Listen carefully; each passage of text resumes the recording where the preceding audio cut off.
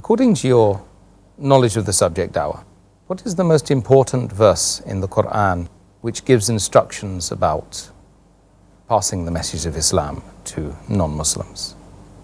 As I mentioned earlier, there are hundreds of verses in the Quran which speak about Dawah. Many verses give the methodology.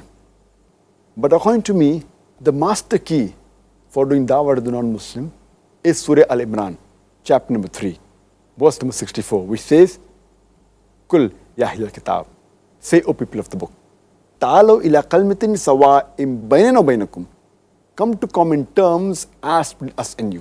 Which is the first term? Allah na'budu illallah, that we worship none but one Allah subhanahu wa ta'ala. Wala nushrika bihi shay'un, that we associate no partners with him. Wala yattakhiza ba'duna ba'dan arbaban min dunillah, that we erect not among ourselves lords and patrons other than Allah. Fa'in tawallu, if then they turn back, faqul ishhadu, say ye bear witness, bi anna muslimun, that we are Muslims bowing our will to Allah subhanahu wa ta'ala. So this verse of the Quran, though it's addressed to the Ahl Kitab, it can be used for any non-Muslim. It says, ta'alaw ila kalmatin sawa'im baynana wa baynakum, come to common terms as between us and you. Which is the first term? Allah na'budu illallah, that we worship none but Allah. So the most important thing that we have to speak to the non-Muslim is about the concept of Tawheed, concept of oneness of Allah subhanahu wa ta'ala. We can start the topic by asking him that what does he feel is wrong with Islam and what things that interest him. But your main focus should be, you have to come to the main point of avoiding shirk and believing in one Allah subhanahu wa ta'ala, Tawheed.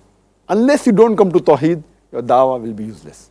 You can start with other things, scientific aspects and other things that interest him, literature, maybe history.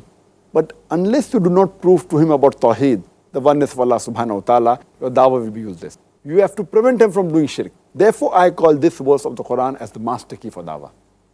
Otherwise, there are many other verses, including Surah Nahl, chapter number 16, verse number 125, which says, Udu ila sabili rabbika bil hikmah, wal ma'azit al hasna, wajadil billati ahsan.